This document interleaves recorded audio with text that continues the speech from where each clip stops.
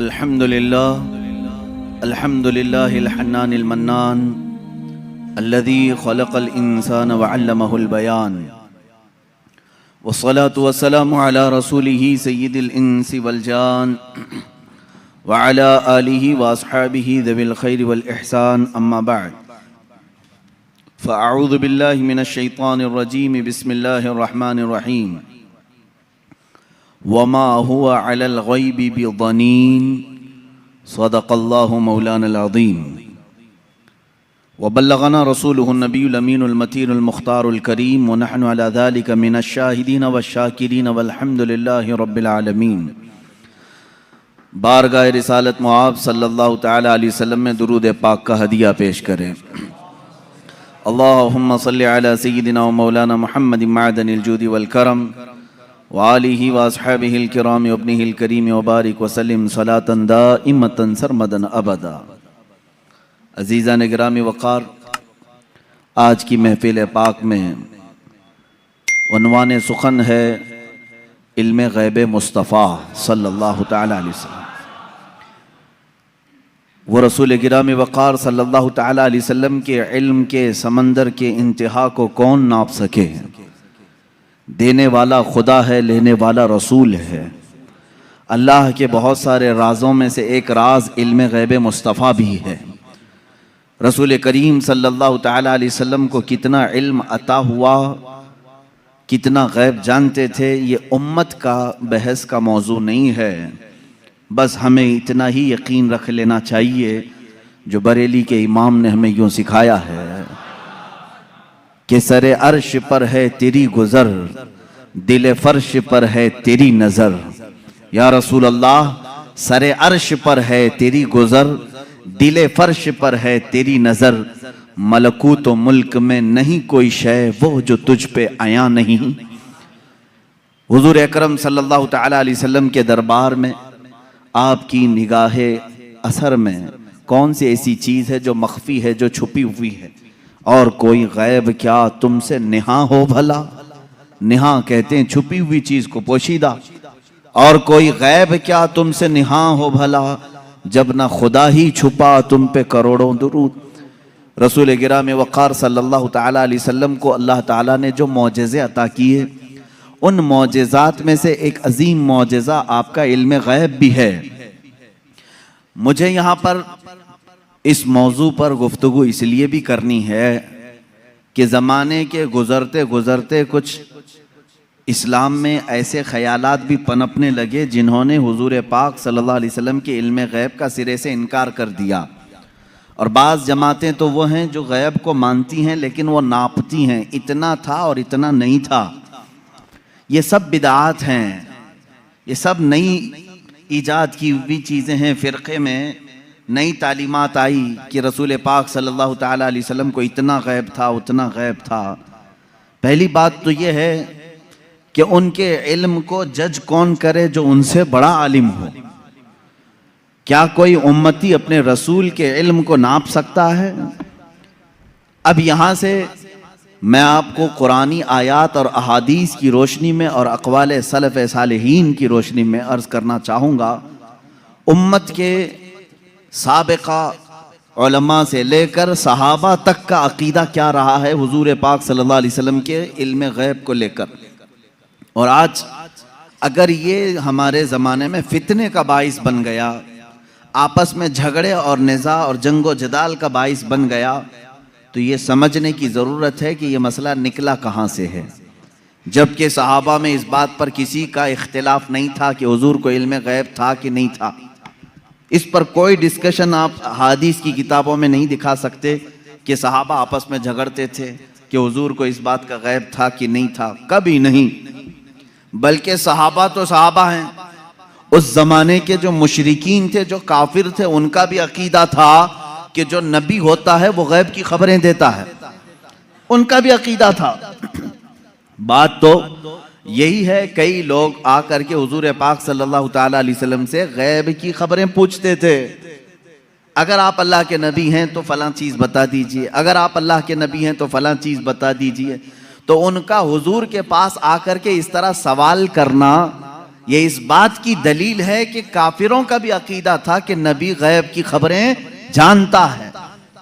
सहाबा की तो बात छोड़ें, सहाबा में तो कभी ये बात डिस्कशन में आई नहीं, लेकिन 14 सदियों के बाद उम्मत इस हाल से गुजर रही है कि इनमें भी कुछ बनाम उलमा ऐसे लोग आए जिन्होंने बाज़ाब्ता फ़िरक़ों की बुनियाद रखी और किताबों में लिख मारा रसूल पाक सल्लल्लाहु ताला अलैहि वसल्लम को पीठ पीछे की खबर नहीं थी या दीवार पीछे का इल्म नहीं था।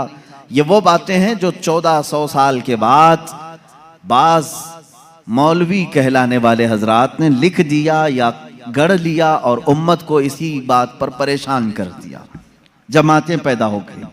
लेकिन मेरे अजीजों, हम जो आज तक अकीदे पर हैं अल्हम्दुलिल्लाह ये वही है जो 14 सदियां पहले सहाबा का अकीदा था। वो अपने नबी कौनैन सल्लल्लाहु ताला अलैहि वसल्लम के मुतालिक क्या अकीदा रखते थे, कुरानी आयात भी इस बात की शाहिद हैं। चंद इनके जो एतराज़ात हैं, मैं आज पूरी इल्मी गुफ्तगू आपसे करूँगा, थोड़ा जहन को तैयार रखें, दलाइल को भी समझें, इसलिए कि सिर्फ सुनी सुनाई बात पर यकीन कर लेना ये सुन्नी की आदत नहीं होनी चाहिए। दलाइल की रोशनी में बात करें। कुरान पाक की जितनी आयात हैं मैं उनके ऊपर आता हूँ, अभी आता हूँ, लेकिन सहाबा का पहले अकीदा क्या है ये तो मैं बता दूँ। हुजूर पाक सल्लल्लाहु ताला अलैहि वसल्लम के पास एक सहाबी हाजिर होते हैं और वो गरीब सहाबी थे। वो घर से ये सोच करके निकलते हैं उनकी वालिदैन का इंतकाल हो चुका था और गुर्बत बहुत ज़्यादा थी, तंगदस्ती थी। वो सहाबी कहते हैं मैं घर से ये निकला कि आज हुजूर पाक सल्लल्लाहु अलैहि वसल्लम से ये दोनों चीज़ों की दुआ करा लूँ, मेरे माँ बाप की मगफिरत की दुआ हो जाए, मेरे माल में बरकत की दुआ हो जाए। वो आए मस्जिद नबवी शरीफ में, लेकिन मामला ऐसा था कि असर के बाद बड़े बड़े सहाबा हुजूर पाक सल्लल्लाहु अलैहि वसल्लम को घेर कर बैठे हुए थे। इनको जाने का मौका ही नहीं मिला और ये कहते हैं मेरी हिम्मत नहीं हो सकी सबसे आगे बढ़ कर के मैं अपना मुद्दा रखूं। मगरिब की अजान हो गई, मगरिब पढ़ाई रसूल करीम सल्लल्लाहु अलैहि वसल्लम ने, फिर जलसा हुआ, लेकिन फिर सहाबा घेर लिए। ये कहते हैं मुझे बात करने का मौका ही नहीं मिला, दूर खड़ा रहा।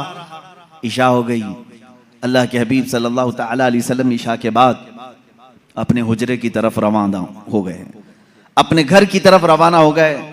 सहाबी कहते हैं आखिर तक मुझे बोलने का मौका नहीं मिला, सोचा कि दरवाज़ा खुलने से पहले एक बार मौका मिल जाए मैं बात कर लूं। ये सोचते हुए पीछे हाथ बांधे चले जा रहे थे। अल्लाह के नबी सल्लल्लाहु ताला अलैहि वसल्लम आगे आगे चल रहे हैं। दरवाजे के करीब पहुंचे, रसूल करीम सल्लल्लाहु ताला अलैहि वसल्लम पलट करके देखते हैं और उस सहाबी से कहते हैं जा अल्लाह तेरे वालिदैन की मगफिरत फरमा है, अल्लाह तेरी गरीबी और तंगदस्ती को दूर फरमा है। मिली वो मुराद भी जो कह न सका लब से, मेरे सुकूत पर भी मेरे शाह की नजर गई। अजीज़ा ने गिरामी, ये सहाबा का अकीदा था। वो कहते हैं कि मुझे बोलने की अभी नौबत भी ना आई, अल्लाह के हबीब सल्लल्लाहु ताला अलैहि वसल्लम ने उसी बात की दुआ मेरे लिए फरमाई जिस बात का मैं घर से सोच करके निकला था। तो ये सहाबा का ईमान भी था, यकीन था कि अल्लाह के नबी सल्लल्लाहु ताला अलैहि वसल्लम गैब की खबरें जानते हैं। अब और दूसरे सहाबा की बात मैं बताऊं। जंग तबूक के मौके पर, जंग तबूक बड़ी सख्त जंग हुई है और मदीने से तकरीबन 800-900 किलोमीटर दूर का फासला है तबूक। अल्लाह के हबीब सल्लल्लाहु ताला अलैहि वसल्लम ने मदीने के सारे जितने भी जवान थे सबसे कहा था कि इस जंग में शरीक हो जाएं। सब निकले, 3 सहाबा पीछे रह गए। उसमें हजरत काब बिन मालिक रज़ियल्लाहु ताला अन्हु जो हदीस के रावी हैं, फरमाते हैं मुझे कुछ हुआ तो नहीं था, अभी जाऊंगा तभी जाऊंगा, जैसे लोग जमात में शरीक होने के लिए काहिली कर जाते हैं आज के ज़माने। मैं सहाबा को तमसील या तशबीह नहीं दे रहा, लेकिन वो सहाबी कहते हैं मेरे साथ ऐसा मामला हुआ कि कोई उज़्र नहीं था, लेकिन मैं सोचा कि अभी सुबह जाकर के जमात में मिल जाऊंगा। सुबह हुई, सहाबा की सफ़ें लगी, निकलने का वक्त आ गया। इन्होंने ये सोचा थोड़ा घर में आराम कर लेता हूँ, दोपहर तक मदीने के बाहर ही रहेंगे, जल्दी से जा करके मिल लूँगा। वो जमात मदीने से बाहर भी चली गई। सोचते सोचते शाम हो गई और ये नहीं गए। इस तरह 3 सहाबा मदीने में रह गए और जंग तबूक में मेरे आका सल्लल्लाहु ताला अलैहि वसल्लम बनफ्से नफीस तशरीफ़ ले गए। जब जंग ख़त्म हुई, वहाँ से वापसी हुई, आने के फ़ौरन बाद अल्लाह के हबीब सल्लल्लाहु ताला अलैहि वसल्लम ने इन 3 को तलब किया। अब इनकी बातें सुने। हज़रत काब बिन मालिक हैं इसमें। ये कहते हैं अल्लाह के रसूल सल्लल्लाहु ताला अलैहि वसल्लम ने हमें बुलवाया और हुज़ूर की आदत करीमा थी, सबसे पहले पूछते थे कोई उज़्र था तुम्हारे पास, ना आने की कोई वजह थी।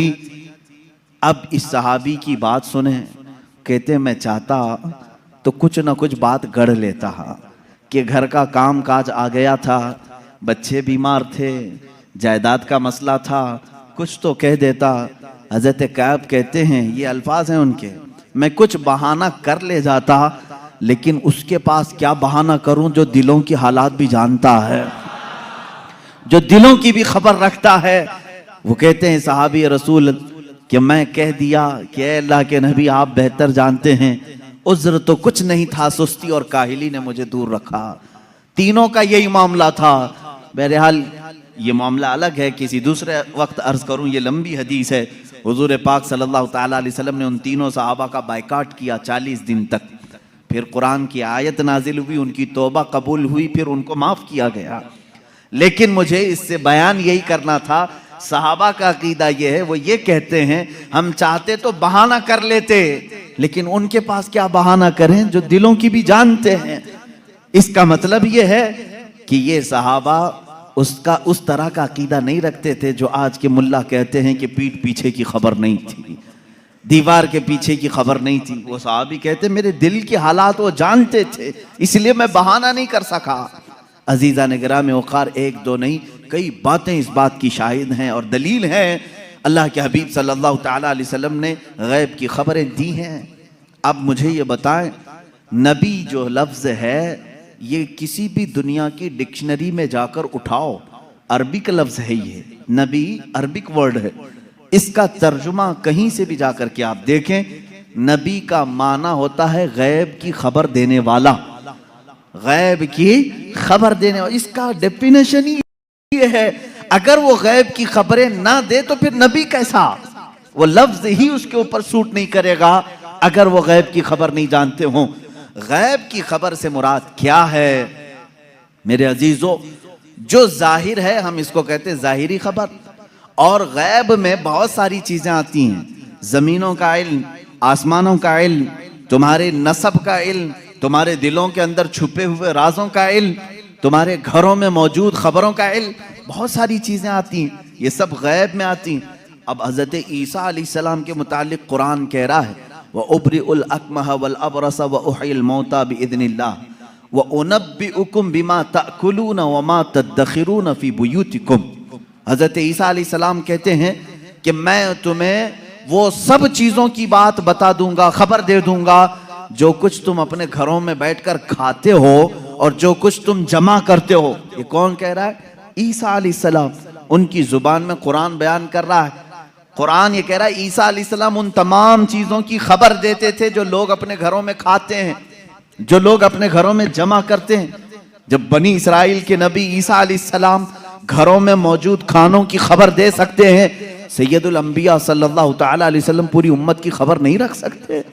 अजीज़ा ने गिरामी वक़ार, रसूल गिरामी वक़ार सल्लल्लाहु ताला अलैहि वसल्लम कितना गैब रखते थे, कितना नहीं, एक अलग टॉपिक है। मैं आपको इस मसले को निहायत ही अखलाक के साथ, तमीज़ के साथ, तहजीब के दायरे में बताऊंगा, इसलिए कि कभी कभार होता है कि कोई जोश में और जज्बे में इधर से उधर चला जाए, लेकिन मैं बड़े अदब के साथ आपसे अर्ज करूंगा। इल्म गैब का इनकार कहां से आया, क्यों हुआ, और हमारा आज ये मसला क्यों बना? उसकी वजह यह है कि बाज सलफी और वहाबी और उनकी पैरवी में जमाअत देवबंद, जिनके बाज उलमा ने हुजूर पाक सल्लल्लाहु ताला अलैहि वसल्लम के कुछ इल्म गैब का इनकार किया, उनकी किताबों में मौजूद है। अब यहीं से ये मसला निकला, उनके इस मज़ऊमा बातिल अकीदे के ऊपर इमाम अहले सुन्नत फाजिल बरेलवी रहमतुल्लाह ताला अलैह ने पूरी किताब तसनीफ फरमाई, अद्दौलतुल मक्किया बिल माद्दतिल गैबिया, जिसमें तकरीबन 200 दलाइल से साबित किया है कि हुजूर पाक सल्लल्लाहु तआला अलैहि वसल्लम को मा काना व मा यकून का इल्म था। जो कुछ हो चुका और जो कुछ होने वाला है सबका इल्म था, सबका इल्म था। अब अगर हुजूर पाक सल्लल्लाहु तआला अलैहि वसल्लम के इल्म गैब के मुतालिक आप डिस्कशन में आ जाएं, तो अब मैं आपको बताता हूं, आपको किसने बताया कि इंसान अव्वल कौन था? दुनिया में सबसे पहले कौन आया? ये सबको मालूम है कि नहीं? आदम अलैहिस्सलाम है। वो सबसे पहले नबी थे, सबसे पहले रसूल थे। अब इससे पहले भी अगर जाएं, आदम अलैहिस्सलाम को पैदा कैसे किया गया? आदम अलैहिस्सलाम जन्नत में रहे, जन्नत से फिर दुनिया में भेजे गए। उनकी पैदाइश के मामलात, उनके दुनिया में आने के मामलात, फिर सैयदना नूह अलैहिस्सलाम ने तबलीग फरमाई 950 साल। उसके बाद और भी अंबिया इकराम अलैहिस्सलाम के वाक़यात, ये सब बातें आपको बताई किसने? किसने खबर किया? कौन बताया आपको? सबका नुक्ता इत्तिहाद तुम्हारे यहाँ जमा होगा मुहम्मदुर रसूलुल्लाह सल्लल्लाहु अलैहि वसल्लम। अगर अल्लाह के रसूल सल्लल्लाहु तआला अलैहि वसल्लम ना बताते तो न तुम्हें आदम अलैहिस्सलाम की खबर थी, न तुम्हें नूह अलैहिस्सलाम की खबर थी, न तुम्हें इब्राहीम और इस्माइल अलैहिस्सलाम की खबरें थी, न तुम्हें हज़रत यूसुफ अलैहिस्सलाम के वाक़यात मालूम थे।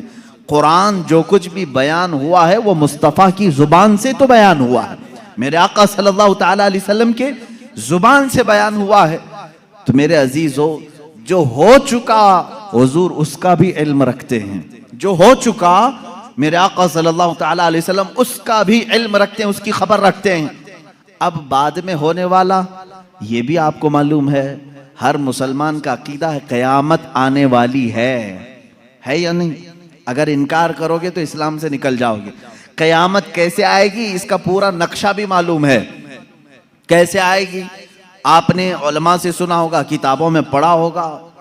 क़यामत के करीब क्या क्या हालात होंगे, निशानियां क्या क्या हैं, ये सब चीज़ें बताई गई। याजूज माजूज आएंगे, दज्जाल निकलेगा, सूरज पश्चिम से निकलेगा, दाब्बतुल अर्ज़ आएगा, ये बड़ी बड़ी निशानियां। ईसा अलैहिस्सलाम नाजिल होंगे, इमाम मेहदी का ज़हूर होगा, ये बड़ी बड़ी निशानियां। और उसके बाद एक दिन ऐसा आएगा कि सूर फूंका जाएगा। ये इसराफील अलैहिस्सलाम के हाथ में अभी सूर है, फरिश्ते हैं, और वो बाजे की शक्ल की एक चीज़ है, उससे आवाज़ धीरे धीरे निकलेगी और उसके बाद फैलती जाएगी, निहायत तेज़ हो जाएगी। उसी आवाज़ के धमाके से पूरी दुनिया का इख्तिताम होगा। फिर सूरज चांद टकरा दिए जाएंगे, तारे फट जाएंगे, ज़मीन उड़ा दी जाएगी, पहाड़ रूई के गाले की तरह उड़ रहे होंगे। फिर मैदान क़यामत कायम किया जाएगा, क़यामत आएगी। इतना सारा डिटेल ये किसने बताया आपको? ये कौन बताया है? अगर रसूल पाक आने वाली खबरों को नहीं जानते थे तो फिर क़यामत की खबर कभी नहीं देते। इसका मतलब है अल्लाह के नबी सल्लल्लाहु तआला अलैहि वसल्लम आदम अलैहिस्सलाम की पैदाइश से लेकर रोज़े क़यामत तक जो सूर फूंका जाएगा, कायनात की हर चीज़ से वाकिफ थे, हर चीज़ से बाखबर थे। हुजूर अकरम सल्लल्लाहु तआला अलैहि वसल्लम का इल्म गैब कितना था, कितना नहीं था, अब इस पर आते हैं हम। इसलिए कि बाज़ उलमा, उनसे हमारा भी डिस्कस हुआ, उन्होंने कहा कि आप खामखा वहाबी और देवबंदी जमात से इख्तिलाफ रखते हैं। हम कभी इनकार नहीं करते हुजूर सल्लल्लाहु तआला अलैहि वसल्लम के इल्म गैब का, लेकिन हम ये कहते हैं कि पूरा पूरा इल्म गैब उनके पास नहीं था। हमारा उन्होंने बाज़ाब्ता हमारे साथ ये डिस्कस किया, पूरा इल्म गैब नहीं था। हम हुजूर के थोड़े से इल्म गैब का इनकार नहीं करते, हाँ था रसूल को, लेकिन पूरा नहीं था हर चीज का। मैंने कहा इस पर क्या दलील है आपके पास? उन्होंने कहा बाज़ मकामात पर हुजूर ने कहा है मुझे मालूम नहीं, बहुत सारे ऐसे मकामात हैं वाक़या हो गया, हुजूर को उसकी खबर नहीं रही। इसका मतलब है हुजूर को पूरे इल्म गैब का पूरा इल्म गैब नहीं था, थोड़ा सा तो था, हम इसका इकरार करते हैं। मेरे अजीज़ों, जवाब सिर्फ इतना ही है कि चलो मियाँ, हम और आप बैठते हैं, हम ये लिखते हैं कि हुजूर का क्या क्या इल्म गैब था, और आप ये लिखो कि हुजूर को किस किस चीज़ का नहीं था। मुबारक हो तुम्हें, तुम हुजूर के इल्म गैब की नफ़ी पर लिखते जाओ और हम हुजूर के इल्म गैब के इस बात पर लिखते जाएंगे कि अल्लाह के नबी सल्लल्लाहु ताला अलैहि वसल्लम को किन किन चीजों की खबर थी और तुम किन किन चीजों की नहीं थी, इस पे लिखो। और उसके बाद मातम करो अपनी जिंदगी पर कि अल्लाह ने तुम्हें किस तरह की ये ड्यूटी लगाई कि नबी कौनैन का नक्श निकालने पर पूरी जिंदगी लगा दी। हुजूर पाक के सल्लल्लाहु ताला अलैहि वसल्लम के मर्तबे को कम करने के लिए तुम्हें ड्यूटी लग गई, तुम इस चीज पर तैयार हो गए। अजीज़ान गिरामी वक़ार, पहले ये तो मुझे बताएं कि कौन है जो ये इंसाफ करेगा, इतना था इतना नहीं था, कितना था? क्या तुम नबी के जमाने में हो? हुजूर पाक सल्लल्लाहु ताला अलैहि वसल्लम से तुमने कुछ पूछा है इस बारे में? चलो अगर 100 चीजों का इल्म था हुजूर सल्लल्लाहु ताला, या इल्म गैब अगर 100 को कहते हैं तो तुम बताओ हुजूर के पास 70 था कि 75 था कि 80 था कि 82 था? कोई हद है तुम्हारे पास? नहीं बता सकेंगे, मेरा चैलेंज है। वो कहते हैं बाज का था। अरे मियां, वो बाज की भी तो तहदीद कर दो, बाज का मतलब क्या है? नहीं, बाज का इल्म गैब था। आज भी वो कहते हैं हुजूर को बाज चीजों का इल्म गैब था। मैं यही कहता हूं वो बाज कितना था ये आप मुतय्यन करके बता दो। चलो 30% था, 40% था, परसेंटेज नहीं बयान कर सकेंगे। जहां उन्होंने उंगली रख दी कि इतना था, तो फिर वो इस्लाम में ज्यादती करने वाले बन जाएंगे और खारिज इस्लाम हो जाएंगे। हुजूर के इल्म को उन्होंने अगर घेर दिया इतना था। अब हमसे वो पूछते हैं, चलो ठीक है हम नहीं बताते कितना परसेंट था, आप ही बताओ कितना था। हम कहते हैं अल्लाह के बाद अगर कोई इल्म है तो रसूल पाक के बाद, तो अल्लाह का नापो, उसके बाद पता चल जाएगा। अल्लाह रब्बुल इज्जत का जो इल्म है उसके बाद अल्लाह ने अगर किसी को इल्म अता किया है तो अपने रसूल को अता किया। यह हमारा अकीदा है। अब हमें मालूम नहीं अल्लाह का इल्म कितना है, अब हमको वो असल मालूम नहीं, तो फिर जिसको अता किया उसका क्या हम हिसाब कर सकेंगे? अब एक एग्जाम्पल मैं आपको बता दूं। सैयदना खिजर अलैहिस्सलाम, जिनको खदिर कहा गया है, मूसा अलैहिस्सलाम और हजरत खदिर का जो वाकया है सूरह कहफ में है, उन्होंने खुद कहा है कि मुझे बाज चीजों की हिकमत दी गई। हजरत मूसा अलैहिस्सलाम हजरत खिजर से मिलने के लिए गए थे, मालूम होगा आपको वाकया। मूसा अलैहिस्सलाम अपने ज़माने के जलीलुल क़द्र पैगंबर है। आपने अल्लाह की बारगाह में दुआ की कि अल्लाह जो इल्म और हिकमत से भरा हुआ तेरा बंदा है, मुझे उससे मुलाकात करा। अल्लाह ने फरमाया एक मछली भून करके ले चलो, समंदर के किनारे किनारे चलते रहो, जहां ये मछली जिंदा होकर समंदर में चली जाए वहां मेरे उस बंदे से तेरी मुलाकात होगी। कुरान पाक में ये मौजूद है सूरह कहफ में। मूसा अलैहिस्सलाम अपने गुलाम के साथ लेकर चलते रहे एक जगह आराम करने के लिए। आप रुके, सो गए, मछली वहीं जिंदा हुई, भुनी हुई मछली, तली हुई मछली जिंदा हुई और समंदर में कूद गई। गुलाम ने खबर नहीं किया, उठाया नहीं। मूसा अलैहिस्सलाम आराम फरमा रहे थे, फिर जब बेदार हुए तो गुलाम भूल गए, आगे चल पड़े। मूसा अलैहिस्सलाम को भूख की शिद्दत हुई तो आपने कहा लाओ वो मछली खा लेते हैं, अब लंबा सफर नहीं होगा। तब गुलाम ने कहा वो मछली वहीं उछल कर चली गई थी जहां आप आराम कर रहे थे। वाकया तवील है। वापस मूसा अलैहिस्सलाम वहां आए तो देखा एक सफेद पोश बुजुर्ग थे, उन्होंने आपका नाम लेकर के आपको सलाम की, मुलाकात हुई। हजरत मूसा अलैहिस्सलाम ने उनसे कहा कि मैं आपके साथ कुछ दिन रहना चाहता हूं। उन्होंने कहा तुम मेरे साथ नहीं सब्र कर सकोगे। मूसा अलैहिस्सलाम ने कहा रहूंगा। उन्होंने एक शर्त रखी, मैं जो भी काम करूं उस पर पूछना मत कि ऐसा क्यों किया। मूसा अलैहिस्सलाम इस पर पाबंदी के साथ चलते रहे। 3 वाकयात कुरान में बयान किए गए। कश्ती पर बैठे और वो कश्ती वाला फ्री में बिठाया दोनों को, मूसा अलैहिस्सलाम और हजरत खिजर को। आप हजरत खिजर उसकी कश्ती को फाड़ने लगे। मूसा अलैहिस्सलाम ने कहा कि ये फ्री में बिठाया है, उसकी कश्ती को आप फाड़ रहे हैं। उन्होंने जलाल का इजहार किया, कहा मैंने कहा था आप मेरे किसी काम पर ना सवाल करें। आपने कहा आइंदा नहीं किया जाएगा। कश्ती से उतरे, एक मकाम पर गए, एक गांव में कुछ बच्चे खेल रहे थे, उसमें खूबसूरत बच्चा था, उसको पकड़ करके उन्होंने मार दिया हजरत खिजर ने। मूसा अलैहिस्सलाम ने फिर पूछा कि आपको यही बच्चा मिला था, इसको आपने मार दिया। उन्होंने फिर कहा, आपने फिर पूछा उन्होंने कहा, मूसा अलैहिस्सलाम ने आखिरी एक मौका और, एक गांव पहुंचे, गांव वालों से कहा हमको मेहमान बना लो। गांव वालों ने इनकार कर दिया, हम दोनों को मेहमान नहीं रखेंगे और ना खाना खिलाएंगे।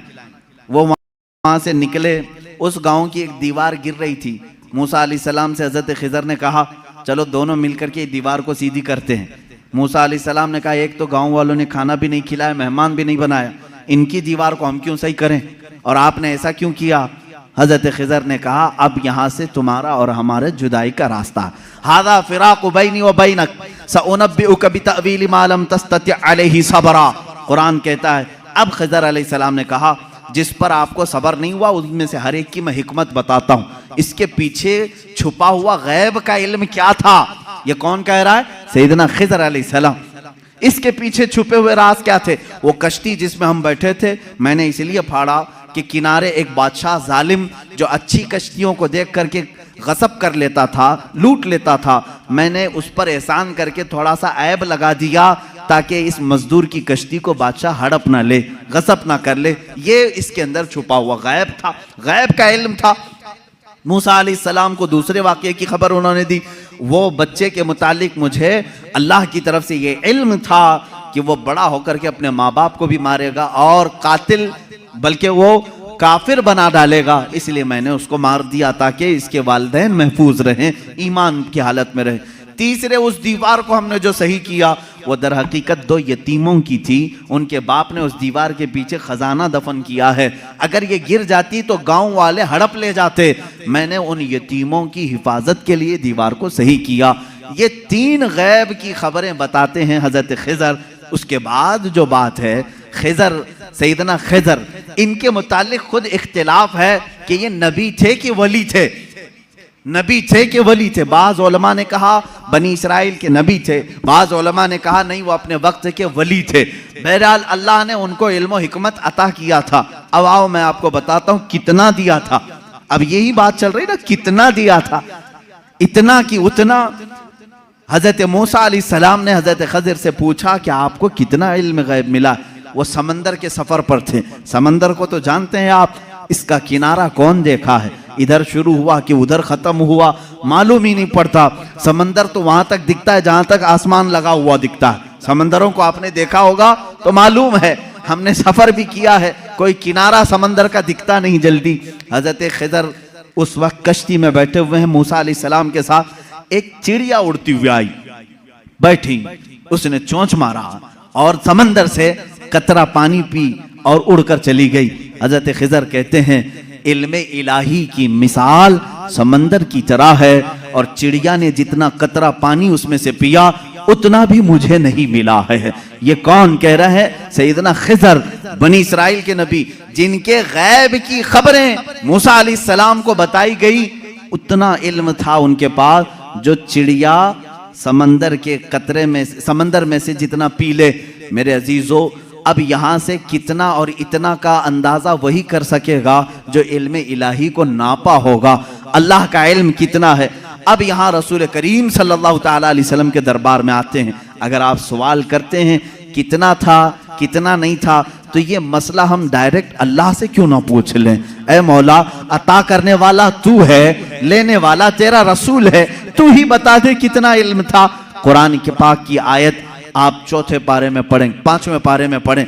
अल्लाह रब्बुल इज्जत फरमाता है वअल्लमका मा लम तकुन तअलम व कान फज़लुल्लाहि अलैका अज़ीमा। ऐ रसूल, हमने आपको इल्म गैब कितना दिया, कितना दिया। फरमाता है मेरा मौला, ऐ रसूल, हर उस चीज का इल्म दिया जो आप पहले नहीं जानते थे। अब क्या क्या नहीं जानते थे तुम तय करो, फिर मैं बताता हूं। हर उस चीज का इल्म अल्लाह ने उन्हें दिया है। तुम अगर कहते हो रसूल ये नहीं जानते थे, तो मौला तो कह रहा है जो रसूल नहीं जानते थे मैंने दे दिया है। तुम अगर कहोगे हुजूर बचपन की खबरें नहीं जानते थे, मैं कहूंगा अल्लाह वो भी दिया है। तुम अगर कहते हो पहले की खबर नहीं जानते थे, मैं कहूंगा अल्लाह कह रहा है वो नहीं जानते थे, वो भी दिया है। तुम कहते हो क़यामत के बारे में रसूल नहीं जानते थे, अच्छा है तुम जितने नहीं जानते थे वाले वर्ड्स लाओगे, कुरान की आयत के नीचे अल्लाह ने वही फरमाया वअल्लमका मा लम तकुन तअलम। ऐ रसूल, जो जो नहीं जानते थे सब मैंने दे दिया है, जो जो नहीं जानते थे। तुम जो भी कहोगे ये नहीं जानते थे, साफ कहो हाँ ठीक है नहीं जानते थे, लेकिन अल्लाह कह रहा है रसूल जो नहीं जानते थे वो दे दिया है। अब तेरा लफड़ा किस बात पर है, तेरा झगड़ा किस बात पर है? अल्लाह खुद कह रहा है जो नहीं जानते थे वो मैंने दे दिया। अब इस आयत ने पूरा फैसला कर दिया है। अब यहां पर आए, डिस्कस होता है तो बाज लोग ये कहते हैं कुरान की आयत है, कुरान कह रहा है वइंदहु मफातिहुल गैब ला यअलमुहा इल्ला हु, अल्लाह के पास गैब के खजानों की चाबियां हैं, कोई दूसरा नहीं जानता। एक आयत है। दूसरी आयत जो ये पढ़ करके हमें सुनाते भी हैं सल्फी और कहते हैं तुम रसूल को इल्म गैब कहते हो, कुरान कह रहा है कुल ला अक़ूलु लकुम इंदी खज़ाइनुल्लाहि वला अअलमुल गैब, ऐ रसूल आप फरमा दे मेरे पास अल्लाह के खजाने नहीं और मैं गैब नहीं जानता। यह आयत में साफ है और मैं चुरा करके नहीं जाऊंगा, साफ पढ़ करके जाता हूं। जो इनके एतराजात हैं, कहते हैं कि रसूल को अल्लाह ने खुद कह दिया ऐ रसूल आप कह दे मैं गैब नहीं जानता। रसूल ने कहा उम्मत से दो चीजें ये बताते हैं, इंदहु मफातिहुल गैब ला यअलमुहा इल्ला हु, अल्लाह के पास है गैब के खजाने की कुंजियां चाबियां, कोई दूसरा नहीं जानता। दो आयतें, एक तीसरी आयत और भी पढ़ते हैं और ये कहते हैं इन्नल्लाह इंदहु इल्मुस्साअति व युनज़्ज़िलुल गैथ व यअलमु मा फिल अरहाम व मा तदरी नफ्सुम माज़ा तक्सिबु गदा व मा तदरी नफ्सुम बिअय्यि अर्दिन तमूत, बेशक अल्लाह के पास 5 चीजों का इल्म है, उसको कोई दूसरा नहीं जानता। कयामत कब आएगी, बारिश कब आएगी, माँ के पेट में क्या है, यअलमु मा फिल अरहाम व मा तदरी, और कोई आदमी ये नहीं जानता कि कल क्या होगा। 5वीं चीज है कोई ये नहीं जानता कि किस जमीन में मरेगा। 21वें पारे की आयत है, अल्लाह फरमा रहे 5 चीजों का इल्म अल्लाह ही के पास है। मेरे अजीजों ये सवालात के बौछार हैं जो एक सीधे साधे भोले भाले सुन्नी मुसलमान के सर पर लाद दिए जाते हैं और उसे बोझल करके कहा जाता है। कुरान जब ये कह रहा है रसूल को कि आप कह दें कि मैं गैब नहीं जानता, और अल्लाह कह रहा है कि गैब के खजाने की चाबियां उसी के पास है किसी के पास नहीं, तो जवाब देना मुश्किल होता है। बाज बंदों को कहते हाँ सही बात है, हमारे मौलवी हजरात ने कुछ और बताया था, यहाँ बातें। मैं आज आपको खुल करके इन तमाम चीज़ों की वजाहत करूँगा। एक बात मैं तकरीबन यहाँ पर 100 किताबों से साबित कर सकता हूँ। मुसन्निफीन, शारहीन हदीस, सीरत निगार, मुहद्दिसीन, मुफस्सिरीन कुरान, इनकी पूरी जमातों के तकरीबन 100 अइम्मा इकराम की किताबों से हम साबित कर सकते हैं। इन सारी आयतों में अल्लाह ने जो फरमाया है कि किसी के पास नहीं, इसका मतलब क्या है? गैब के खजानों की चाबियां किसी के पास नहीं। मेरे अजीज उससे कहो हम भी यही मानते, अल्लाह के सिवा किसी के पास नहीं। पहली आयत पर मैं बात कर रहा हूं, हमारा भी अकीदा यह है गैब के खजानों की चाबियां सिर्फ अल्लाह के पास है। लेकिन उसी आयत में ये कहीं दिखा दो कि उस खुदा ने यह भी कहा हो कि मैं किसी को देता भी नहीं। इस आयत में मुझे ये दिखा दो। ये तो मैं भी मानता हूं कि अल्लाह ने फरमाया गैब के खजानों की चाबियां सिर्फ उसी के पास हैं, मालिक वही है।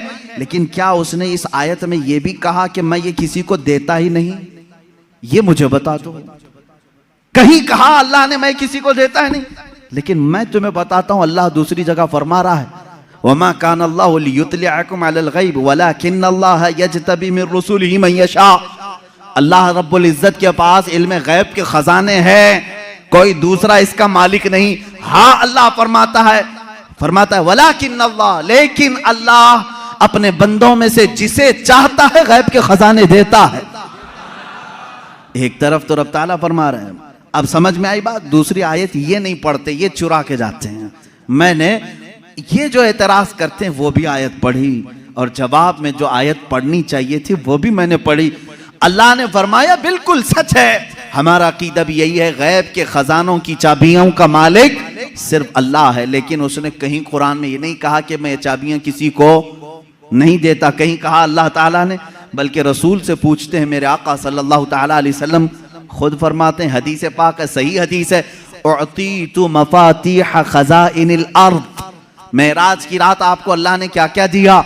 हुजूर फरमाते मुझे जमीन के सारे खजानों की चाबियां अल्लाह ने दी। रब है मोती ये है कासिम, रिस्क उसका है खिलाते ये हैं। टेंशन तीसरे को क्यों है? तकलीफ तीसरे को क्यों है? अल्लाह फरमा रहा है देना चाहे वो अपने बंदों में से जिसको चाहे दे दे। एक आयत ये है। अब दूसरी बात, आप ऐ रसूल फरमा दें कि मैं गैब नहीं जानता। एक आयत ये भी पढ़ करके बता, देखो 7वें पारे में है, अल्लाह ने फरमाया ऐ रसूल आप कह दें मैं गैब नहीं जानता। इसका मतलब क्या है? जब रसूल खुद फरमा रहे हैं मैं गैब नहीं जानता। अजीज़ान गिरामी वक़ार, हर आयत का पस मंज़र देखना होगा कि आयत क्यों नाजिल हुई, किस मकाम पर नाजिल हुई। अजीज़ान गिरामी वक़ार, रसूल करीम सल्लल्लाहु ताला अलैहि वसल्लम के लिए कोई ये अकीदा न गढ़ ले कि जैसे खुदा का इल्म है वैसे रसूल का भी इल्म है। ये शिर्क हो जाएगा। किसी सुन्नी का ये अकीदा है? क्या आप रसूल को खुदा के बराबर समझते हैं? रसूल का इल्म खुदा के इल्म के बराबर है? नहीं। अल्लाह का इल्म उसका अपना जाती इल्म है और रसूल का जो इल्म है वो अता किया हुआ है।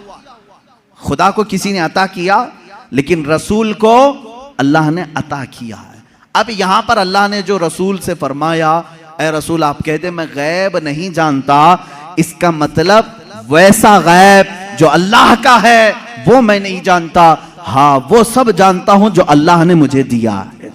बात समझ में आ गई? ये दूसरी आयत हो गई। तीसरी आयत, जो 5 चीजों का इल्म अल्लाह के पास है, वो कौन कौन सी 5 चीजें मैंने बता दिया। कयामत कब आएगी, माँ के पेट में क्या है, बारिश कब आएगी, कौन कहाँ मरेगा और कल क्या होने वाला है। ये 5 चीजें 21वें पारे में अल्लाह ने फरमाया। ये बहुत सारे लोग एतराज के तौर पर इसी आयत को पेश करते हैं, कहते हैं देखो रसूल को अल्लाह ने इन चीजों से भी दूर रखा था, ये 5 चीजों की खबरें नहीं। जबकि आप हदीसें पढ़ें तो ये 5 चीजों की खबरें हुजूर ने दी हैं। कुरान कह रहा है इसका इल्म किसी के पास नहीं और रसूल यहां खबरें दे रहे हैं। एक टुकड़ा उसमें से मैं बता दूं, एक टुकड़ा अल्लाह के नबी सल्लल्लाहु ताला अलैहि वसल्लम की हदीस की तरफ मैं ले जाऊंगा। कुरान की आयत का एक टुकड़ा, कौन कहां मरेगा ये नहीं जानता कोई। वमा तदरी नफ्सुम बिअय्यि अर्दिन तमूत। लेकिन जंगे बद्र का मौका है, दूसरे दिन जंग होने वाली है। रात के वक्त मेरे आका सल्लल्लाहु अलैहि वसल्लम अपने हाथ में छड़ी लेकर के चल रहे हैं। मुस्लिम शरीफ की हदीस है, सही मुस्लिम शरीफ की हदीस। हुजूर सल्लल्लाहु ताला अलैहि वसल्लम अपने हाथ में लकड़ी लेकर मैदान में आए। अपने सहाबा को हौसला दिलाना था कि तुम घबराओ मत, कल क्या होने वाला है मैं बताता हूं। कुरान कह रहा है कल क्या होने वाला है वो किसी को नहीं मालूम। और रसूल कह क्या टकराव है क्या रसूल में और कुरान में? मैं इसको बताऊंगा मेरे अजीजों जवाब के जरिए से। कोई टकराव नहीं, टकराव तो इनके पेट में। यहां हुजूर पाक सल्लल्लाहु ताला अलैहि वसल्लम ने अपनी लकड़ी उठाई और साहबा से कहा इधर हटो, एक गोल लकीर खींची और फरमाया देखना कल जंग खत्म होने के बाद अबू जहल यहां मरेगा, अबू जहल गिर करके यहीं मरा होगा। दूसरा दायरा खींचा और एक काफिर का नाम लिया, कहा यहां उतबा मरेगा, यहां शैबा मरेगा। कुरान कह रहा है कौन कहां मरेगा ये किसी को नहीं मालूम और रसूल लकीर खींच करके बता रहे हैं अबू जहल यहां मरेगा। अब जिस सहाबी ने ये हदीस रिवायत की है, आप हदीस के आगे के अल्फाज पढ़ें, इनकार की गुंजाइश उनके पास भी नहीं, इसलिए कि मुस्लिम शरीफ की हदीस है। मुस्लिम शरीफ की हदीस है जो बुखारी का दर्जा भी रखती है बाज मकामात पर। मेरे अजीजों साहबी कहते हैं जंग हुई, खत्म हुई, दूसरे दिन हम फतह का जश्न मना रहे थे, लेकिन मैदान में जब काफिरों की लाशें घसीटने के लिए आए तो हमने देखा रसूल पाक सल्लल्लाहु अलैहि वसल्लम ने जो दायरा खींचा था जिसके नाम का, वो एक बाल बराबर भी बाहर नहीं गिरा था, वही गिर। अबू जहल के लिए जो पिंजरा बनाया गया था उसी में मरा है। उतबा और शैबा के लिए जो डेडलाइन खींची गई थी वही उनका डेड हुआ है, आखिरी वही खत्म हुए हैं। मेरे अजीजों कुरान कह रहा है कल क्या होने वाला है ये किसी को नहीं मालूम। रसूल ने एक दिन पहले जंग कल कैसे होने वाली वो बता दिया। दूसरी चीज कुरान कह रहा है कौन कहां मरेगा ये नहीं मालूम, रसूल तो जमीन खींच करके बता रहे हैं। 2 चीजें तो यहां हो गई, मां के पेट में क्या है ये भी कोई नहीं जानता। तुम रसूल की बात आते हो तो यहां कहते हो देखो रसूल, कुरान कह रहा है मां के पेट में क्या है वो नहीं जानता। तुम तो डॉक्टरों के बारे में भी इतना इल्म रखते हो कि सोनोग्राफी से बता देते हैं लड़का है कि लड़की है। आज के जदीद इल्म में इसका तो इनकार नहीं है। अब ये कुरान की आयत जिस चीज को मना कर रही है कोई नहीं जानता, इसका मतलब क्या है? इसका मतलब क्या है? अब बारिश का मसला है, बारिश कब होगी ये किसी को नहीं मालूम, बारिश कब होगी ये किसी को नहीं मालूम। लेकिन बारगाह मुस्तफ़ा सल्लल्लाहु अलैहि वसल्लम में एक साहबी हाजिर हुए, कहा कि आका कहत पड़ गया है, बकरियां सूख रही हैं, जानवर मरने के करीब में, बारिश नहीं है, कब आएगी? ये किससे पूछने आए साहबी? रसूल पाक से। जबकि कुरान कह रहा बारिश कब आएगी ये किसी को नहीं मालूम। मालूम होना ना होना अलग बात है। रसूल पाक ने कहा अभी नाजिल कर दे। हुजूर पाक सल्लल्लाहु ताला अलैहि वसल्लम को अल्लाह ने इतना इख्तियार अता किया कि आपने हाथ उठाया और कहा ए मौला हमारे कहत साली को दूर कर दे, बारिश बरसा। वो साहब भी कहते हैं हमारे हाथ नीचे भी नहीं हुए थे कि बारिश शुरू हो गई, और इतनी हुई 8 दिन तक होती रही। दोबारा वो आए, वही साहबी, उन्होंने कहा आका अब पानी भर गया है और घरों में आ रहा है, आप इतना कह दें कि अब बारिश मदीने में नहीं दूर बरसे। हुजूर ने फिर हाथ उठाया और कहा अल्लाहुम्मा हवालैना ला अलैना, ऐ अल्लाह हमारे इर्द गिर्द बरसा, अब हमारे लिए काफी है। वो साहबी कहते हैं मदीने के ऊपर से बादल छट गया, यहाँ सूखा रहा, आसपास बारिश बरसती रही। तुम तो इनकार कर रहे हो कि रसूल को कब बारिश आएगी ये नहीं मालूम। हदीस तो बता रही है रसूल जब चाहे आ जाए, जब चाहे आ जाए। अब आयत का क्या मतलब है? आयत में जो इनकार है और हदीस में भी है, हुजूर ने फरमाया 5 चीजों का इल्म किसी को नहीं। यहाँ यही जवाब मैं दूंगा, ऐ मेरे अजीज, अल्लाह ने ये सच फरमाया कि ये 5 चीजों का इल्म अल्लाह ही के पास है, लेकिन पूरी आयत में अल्लाह ने ये कहीं नहीं फरमाया ये मैं किसी को दूंगा भी नहीं।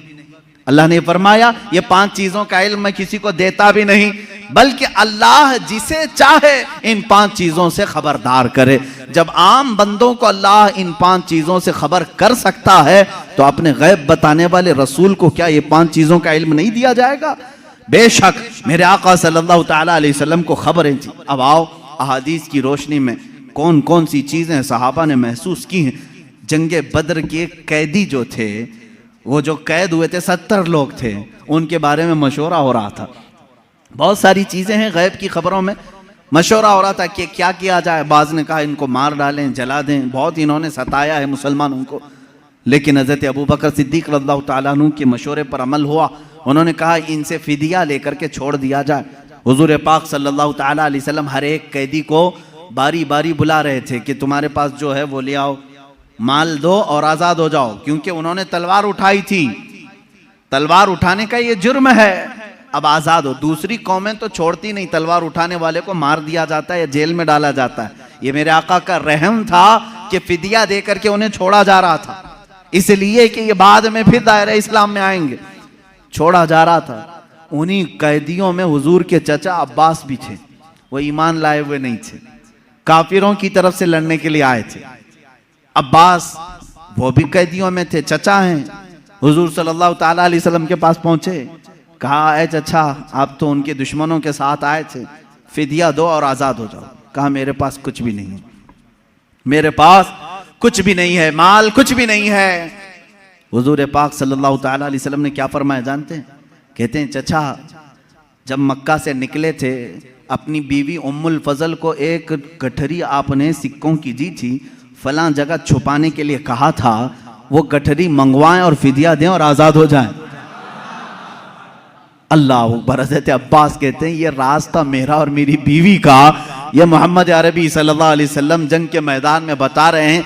चचा आप घर से निकलते वक्त जो पैसों की थैली अपनी बीवी को सुपुर्द करके आए थे और कहा था फलां जगह छुपा के रखना, किसी को बताना मत, हुजूर ये तक बता रहे हैं। हज़रत अब्बास ने कहा मैं फिदिया तो लाऊंगा लेकिन पहले कलमे तैयबा भी पढ़ लूंगा।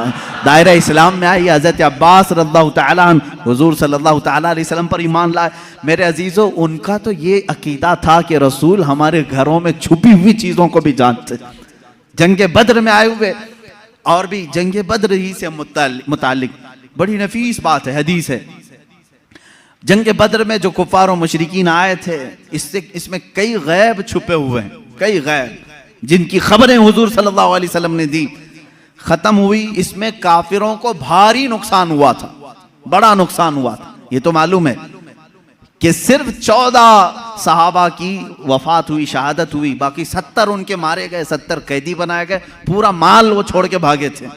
जो 1000 की तादाद में आए थे और इधर 313 ही थे। उसके बाद वो इसी गम में पेचोखम खा रहे थे, गलता पेचा थे मक्का के लोग, यानी हसद में जल रहे थे। उनमें से एक शख्स था सफवान, उसके बाप को कत्ल कर दिया गया था मैदान बद्र में, उमैया बाप मार दिया गया। जब लोग जाकर के वाकयात सुना रहे थे, वो बहुत मालदार आदमी था सफवान, बहुत गम में आ गया कि मेरे बाप इतने बड़े आदमी सरदार कुरैश को मोहम्मद के साथियों ने कत्ल कर दिया। गम और गुस्से में, गैज़ में वो जल रहा था। उसी की कैटेगरी का एक और शख्स उमैर बिन वहब, उमैर बिन वहब इनका बेटा कैदी बन करके हुजूर के पास गिरफ्तार हो चुका था। एक का बेटा कैदी बना है, एक का बाप मारा गया है। दोनों सेम कैटेगरी के हो गए, दोस्ती जल्दी होती है। ऐसे दोनों का जब मैटर सेम हो तो दिल की बातें शेयर होती रहती हैं।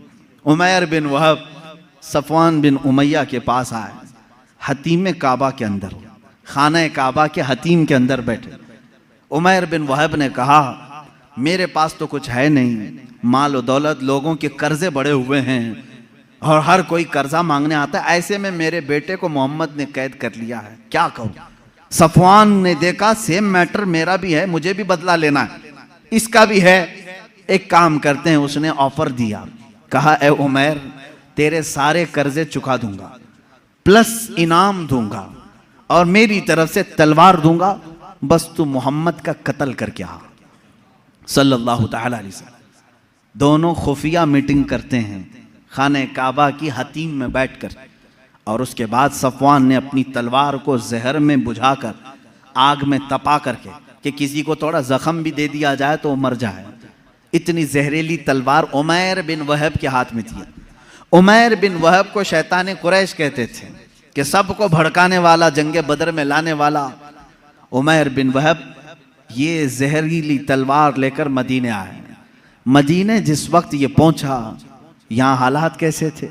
मस्जिद नबवी के अंदर वो कैदी बंधे हुए थे, हुजूर पाक सल्लल्लाहु तआला अलैहि वसल्लम अंदर हैं, हज़रत उमर फारूक रज़ियल्लाहु तआला अन्हु चंद सहाबा के साथ पहरा दे रहे थे, और हज़रत उमर जहाँ खड़े हों किसकी मजाल है कि अंदर जाए। जब वो करीब आया, अभी करीब आ रहा था उमैर बिन वहब, हज़रत उमर बिल्कुल चौंक गए और उसके बाद अपने साथियों से कहा खुज़ू हाज़ल कल्ब, पकड़ो इस कुत्ते को, ये आया क्यों है मदीना? ये बद्र में दुश्मन बन करके आया था, ये अल्फाज है हदीस पाक में। कहा इस कुत्ते को पकड़ो जो पूरे लोगों को भड़का करके बद्र में ले आया था, और झपट पड़े उस पर और उसके गले में रुमाल डाल करके उसको फंदा बना लिया। कहा क्यों आया है? कहा नहीं बस बेटे से मिलने आया था, बेटे से मिलने आया था, मेरा बेटा कैदी हुआ है तुम्हारे यहाँ, देखूं तो कुछ हाल चाल पूछ लूं इसलिए आया हूं। तो हज़रत उमर ने कहा इसको पकड़े रहो, पहले मैं इजाजत तो ले लूं रसूल पाक से। अंदर गए, कहा या रसूल अल्लाह सल्लल्लाहु तआला अलैहि वसल्लम, उमैर बिन वहब आया है, कुरैश का वो भड़काने वाला आदमी जो जंग बद्र में सारे लोगों को उकसा रहा था, और मुझे लगता है उसकी नीयत सही नहीं है। कौन कह रहा? उमर इब्न खत्ताब रज़ियल्लाहु तआला। हुजूर के जो मुहिब थे वो भी लोगों की नजरें देखकर पहचानते थे, कहते हैं मुझे उसकी नीयत सही नहीं लग रही है। हुजूर पाक सल्लल्लाहु अलैहि वसल्लम ने फरमाया उसको अंदर तो ले आओ, मैं भी पूछूं कि किस लिए आया है। हजरत उमर उसी तरह फंदा डाल करके अंदर ले आए। रसूल करीम सल्लल्लाहु तआला अलैहि वसल्लम ने बात करना चाहिए, उसकी हलक में अटक रहा था। हजरत उमर से कहा छोड़ दो उसको, बात करने दो। तलवार भी है उमैर बिन वहब के पास, जहरीली तलवार जो लटकी हुई है। रसूल करीम सल्लल्लाहु तआला अलैहि वसल्लम के ऊपर कभी किसी का रौब तारी नहीं हुआ, कभी हुजूर पाक के जिस्म अक़दस पर किसी का रौब तारी नहीं हुआ। निहायत ही संजीदगी के साथ अल्लाह के नबी सल्लल्लाहु तआला अलैहि वसल्लम ने पूछा ए उमैर क्यों आना हुआ मदीने?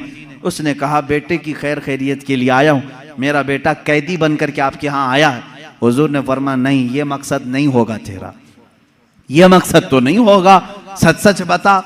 कहा नहीं, बेटे की खबर लेने के लिए ही तो आया हूँ। हुजूर ने फरमाया बेटे की खैरियत पूछने के लिए तलवार लेके क्यों आए हो? तलवार की क्या जरूरत है? उसने तलवार नीचे फेंक दिया और कहा इन तलवारों का क्या, जंगे बदर में तो आपने देखा हमारे पास तलवारें थी, फिर भी हम कामयाब नहीं हुए।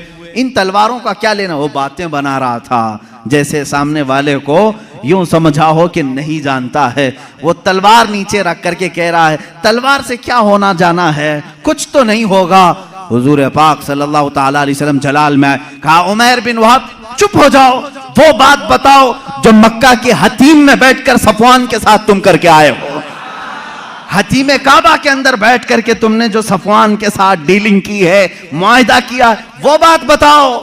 ये रसूल पाक सल्लल्लाहु अलैहि वसल्लम ने जैसी कहा, उमैर बिन वहब कहता है मेरे बदन में राशा तारी हो गया, कपकपी तारी हो गई, इसलिए कि ये बात मेरे और सफवान के दरमियान राज थी। मक्का में तीसरा कोई नहीं जानता था, मदीने में बैठा हुआ ताजदार मदीना मेरी खबर दे रहा है। उमैर बिन वहब ने कहा, अशहदु अन्नका मुहम्मदन रसूलुल्लाह, मैं गवाही देता हूं कि आप अल्लाह के सच्चे रसूल हैं। तलवार छोड़ दी, ईमान ले आए।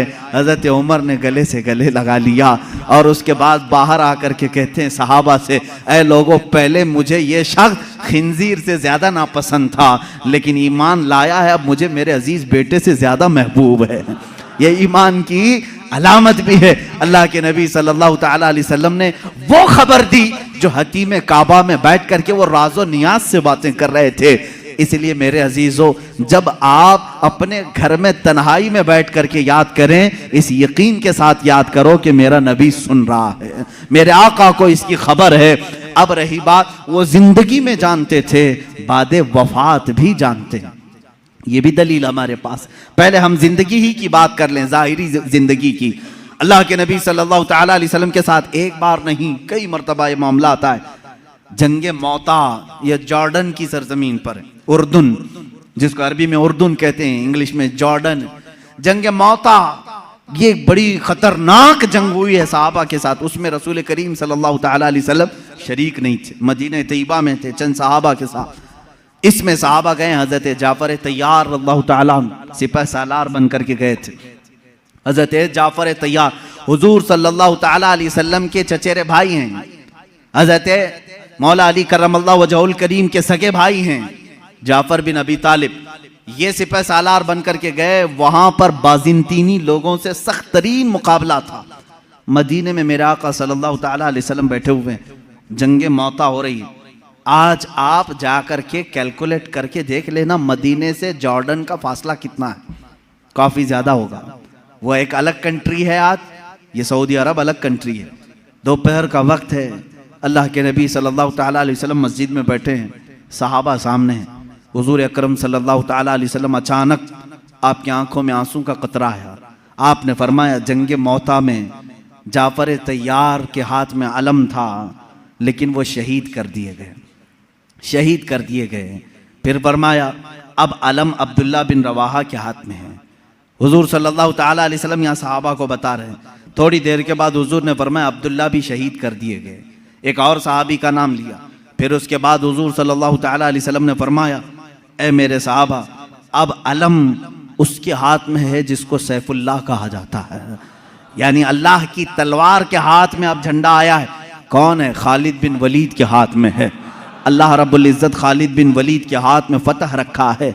उसके बाद शाम हुई, सहाबा इकराम को हुजूर ने बशारत दे दी, खुशी मनाओ कि जंगे मौता में इस्लाम को फतह नसीब हुई, मुसलमान गालिब आए।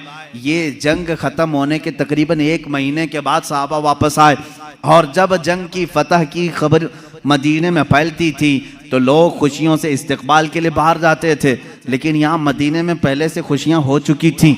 1 महीने के बाद वो सहाबा आए और वह आकर के हालात बयान करना चाह रहे थे। सहाबा ने कहा, रुको रुको, हम खुद बताते हैं जंगे मौता में क्या क्या हो रहा था। वो कहते हैं, क्या पहले झंडा जाफर अबी तालिब के पास नहीं था? कहा हाँ था। वो शहीद हो गए, उनके बाद अब्दुल्ला के पास था? कहा हाँ था। कहा उनके बाद जैद बिन हारसा के पास था? कहा हाँ उनके पास था। फिर झंडा खालिद बिन वलीद के हाथ में आया और फतह हो गई। वो सहाबा कहते हैं, हम लड़ने के लिए गए थे, तुम मदीने में बैठे थे, खबरें तुम दे रहे हो। उन सहाबा ने कहा, हाँ बात हमारे इल्म गैब की नहीं, रसूलुल्लाह के इल्म गैब की है। जिस वक्त तुम जंग के मैदान में थे, अल्लाह के नबी पूरे मौता जंग का नक्शा हमें मदीने में बता रहे थे। अजीजा ने अजीज़ान गिरामी वक़ार, इसी को इमाम अहले सुन्नत फाजिल बरेलवी ने फरमाया है, सरे अर्श पर है तेरी गुजर, दिल फर्श पर है तेरी नजर, मलकूत मुल्क में नहीं कोई शय, वो जो तुझ पे आया नहीं। या रसूल अल्लाह, और कोई गैब क्या तुमसे नेहा हो भला, जब ना खुदा ही छुपा तुम पे करोड़ों दुरूद। अजीज़ान गिरामी वक़ार, बेशुमार वाक़यात में सहाबा कहते हैं हमें मालूम था अल्लाह के नबी सल्लल्लाहु तआला अलैहि वसल्लम को इसकी खबर थी। अब अपने बाद होने वाले हालात को जो हुजूर ने बयान किए वो खुद एक अलग टॉपिक है। क़यामत की निशानियां रसूल करीम सल्लल्लाहु तआला अलैहि वसल्लम ने क्या क्या नहीं बयान किया। एक सहाबी हज़रत हुज़ैफ़ा बिन यमान रज़ियल्लाहु तआला, ये एक ऐसे सहाबी हैं, ये इनकी खुसूसियत ये थी हज़रत उमर फारूक इनको देखते रहते थे। क्यों जानते हैं? ये राज हुजूर सल्लल्लाहु तआला अलैहि वसल्लम के कुछ राजों से ये वाकिफ थे। हज़रत हुज़ैफ़ा, हज़रत उमर जो है जब भी किसी का जनाजा होता तो सबसे पहले सफ़ों में हज़रत हुज़ैफ़ा को देखते थे। अगर हज़रत हुज़ैफ़ा नमाज में हैं तो हज़रत उमर नमाज पढ़ते थे, अगर हज़रत हुज़ैफ़ा नहीं होते तो हज़रत उमर भी नमाज नहीं पढ़ते। क्यों? क्या बात है? क्या चीज ऐसी थी? आपसे पूछा गया अमीरुल मोमिनीन क्या बात है, क्यों आप हुज़ैफ़ा को तलाश करते हैं और जब हुज़ैफ़ा जमात में हो तो आप नमाज पढ़ते हैं जनाजे की, वो ना हो तो नमाज जनाजा नहीं पढ़ते। बात यह है मेरे अजीजों, हज़रत हुज़ैफ़ा कहते हैं रसूल करीम सल्लल्लाहु तआला अलैहि वसल्लम ने उनको क़यामत तक आने वाले मुनाफिकीन का नाम के साथ बताया था। फला बिन फला मुनाफिक है, फला बिन फला मुनाफिक है, फला बिन फला मुनाफिक है। हज़रत हुज़ैफ़ा कहते हैं मैंने सब नाम याद रखे। हज़रत उमर कहते हैं ये राज़े रसूल के जानकार थे और ये जानते थे कि कौन मरा है, मोमिन मरा है कि मुनाफिक मरा है। हज़रत हुज़ैफ़ा जिस जनाजे में शरीक होते हज़रत उमर कहते मोमिन का जनाजा गया, जहाँ नहीं होते वो खुद ही दूर हट जाते। हज़रत हुज़ैफ़ा नहीं है इसका मतलब है दाल में कुछ काला ज़रूर है। मेरे अजीज़ों, हुज़ूर अकरम सल्लल्लाहु तआला अलैहि वसल्लम ने उन्हें नाम के साथ बताया था। क्या ये गैब की खबर नहीं है? ये गैब की खबर नहीं है किसके दिल में क्या छुपा है। ईमान और निफाक तो ये दिल की कैफियत का नाम है। हुज़ूर अकरम सल्लल्लाहु तआला अलैहि वसल्लम नमाज की हालत में हों और सहाबा इकराम पीछे नमाज पढ़ रहे हों, तब भी हुज़ूर फरमाते हैं तुम्हारे रुकू और सजदे भी मुझसे छुपे हुए नहीं, तुम अपने दिलों में जो सोचते हो वो भी खबरें अल्लाह ताला मुझ पर मुनकशिफ फरमाता है। अब हज़रत हुज़ैफ़ा रज़ियल्लाहु ताला अन्हु फरमाते हैं, वही हदीस सुन लें। हुज़ूर अकरम सल्लल्लाहु ताला अलैहि वसल्लम एक दिन अपने हुजरे से बाहर आए, मिंबर पर खड़े हो गए, फज्र की नमाज पढ़ाकर मिंबर पर खड़े हो गए, खुतबा देते रहे, खुतबा देते रहे। हज़रत हुज़ैफ़ा कहते हैं ज़ोहर की अजान हो गई, ज़ोहर तक ज़ोहर की नमाज पढ़ाई। हुज़ूर पाक सल्लल्लाहु अलैहि वसल्लम फिर मिंबर पर चढ़े, खुतबा देते रहे, असर हो गई। असर के बाद फिर खुतबा दिया, मगरिब हो गई। मगरिब के बाद फिर खुतबा दिया, इशा हो गई। इतना लंबा खुतबा पूरी ज़िंदगी पाक में कभी नहीं था। हज़रत हुज़ैफ़ा रज़ियल्लाहु ताला अन्हु इस हदीस के रावी फरमाते हैं ये वो दिन था जब मैं तन्हा नहीं और भी सहाबा थे। अल्लाह के नबी सल्लल्लाहु ताला अलैहि वसल्लम ने अपनी वफ़ात के बाद से लेकर क़यामत तक आने वाले हर फितने को हुजूर ने खुतबे में बयान किया। और हुजूर हज़रत हुज़ैफ़ा फरमाते हैं इतने फितने, कौन किस फितने का बानी होगा, कौन फाउंडर होगा, कौन कौन सी जमातें तश्कील पाएंगी, कितने फ़िरक़े बनेंगे और फ़िरक़े का फाउंडर कौन होगा, उसके नाम के साथ हज़रत हुज़ैफ़ा कहते हैं 300 फितनों के बानियों के नाम तो मुझे याद हैं। हुज़ूर सल्लल्लाहु ताला अलैहि वसल्लम मिंबर पर बयान कर रहे हैं। और एक हदीस हज़रत अबू हुरैरा से, हुज़ूर सल्लल्लाहु ताला अलैहि वसल्लम अपने हाथ में 2 किताबें लिए हुए थे। पूछा हज़रत अबू हुरैरा ने क्या है? हुज़ूर ने फरमाया ये एक है, ये एक है, इसमें सारे जन्नतियों के नाम हैं, इसमें सारे जहन्नमियों के नाम। इसकी भी खबर अल्लाह ने रसूल पाक को अता की थी। अब कौन कौन सी चीज़ों को तुम निकालोगे कि ये नहीं जानते थे, वो नहीं जानते थे, कौन जन्नती है और कौन दोज़खी है, इसकी खबर भी मेरे आका सल्लल्लाहु ताला अलैहि वसल्लम अता फरमा रहे हैं। बल्कि जन्नत के अंदर पहुंचने वालों की खबरें, दोज़ख में कौन कौन जाएगा उनकी खबरें, कब्रों के मुतालिक, यहाँ तक कि एक हदीस पाक है हुजूर सल्लल्लाहु ताला अलैहि वसल्लम गुजर रहे थे, एक जगह कब्रस्तान के खड़े हो गए और आपने एक बेरी के दरख्त की टहनी शाख को तोड़कर उन कब्रों पर लगाया। हरे हरे पत्ते थे। सहाबा ने पूछा या रसूल अल्लाह सल्लल्लाहु ताला अलैहि वसल्लम क्या बात है? आपने ये पत्तों को इनकी कब्रों पर रखा, यहीं से फूल चढ़ाने का सबूत भी हमें मिलता है। हुजूर पाक सल्लल्लाहु ताला अलैहि वसल्लम ने हरी भरी टहनियां लगाई। हुजूर अकरम सल्लल्लाहु ताला अलैहि वसल्लम फरमाते हैं, मैं गुजर रहा था, मैंने देखा इन दोनों कब्रों पर अजाब हो रहा है, इन दोनों कब्रों पर अजाब हो रहा है। और दोनों को अजाब किस वजह से हो रहा है ये भी मेरे आका ने फरमाया। एक चुगली करता था और दूसरा पेशाब के छींटों से नहीं बचता था। पेशाब के जो कतरे हैं वो उड़कर कपड़े में लगते हैं, इस पर भी अजाब दिया जा रहा है कब्र में।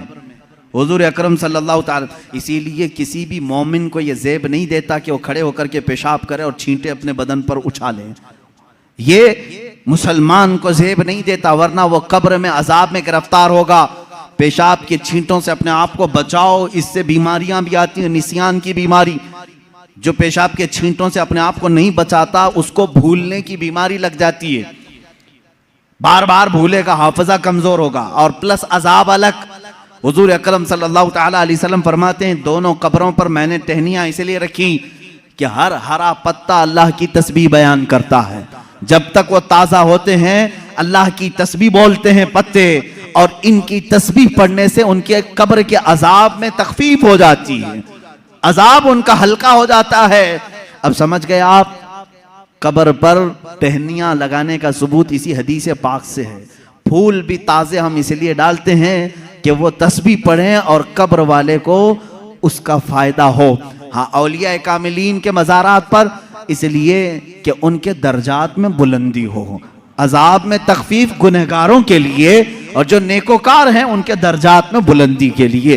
दोनों भी मकसद ठीक है। हुजूर अकरम सल्लल्लाहु ताला अलैहि वसल्लम ने कब्र के अंदर के हालात भी बयान फरमाए। कब्र के अंदर के हालात, एक बार खुतबे के लिए खड़े हुए लोगों से पूछा, ऐ लोगों कुछ पूछना है मुझसे पूछ लो, कुछ पूछना है मुझसे पूछ लो। एक साहबी हजरत अब्दुल्ला, उन्होंने पूछा कि या रसूल अल्लाह सल्लल्लाहु अलैहि वसल्लम मेरे बाप कौन है, मेरा बाप कौन है। लोग उनको ताना मारते थे। हुजूर सल्लल्लाहु ताला अलैहि वसल्लम ने फरमाया, अब्दुल्ला तेरे बाप का नाम हुज़ाफा है, हुज़ाफा है। और तहकीक के बाद यही बात साबित हुई, उनके वालिद अब्दुल्ला बिन हुज़ाफा, हुज़ाफा उनके वालिद थे। हुजूर सल्लल्लाहु ताला अलैहि वसल्लम को इसकी भी खबर है कौन किसका बेटा है, इसकी भी खबर है। अब बाद वफात की बात भी मैं बता दूं, क्या हुजूर सल्लल्लाहु ताला अलैहि वसल्लम को उनकी वफात के बाद की खबर होगी कि नहीं होगी? रसूल करीम सल्लल्लाहु ताला अलैहि वसल्लम को वफात के बाद खबर है या नहीं?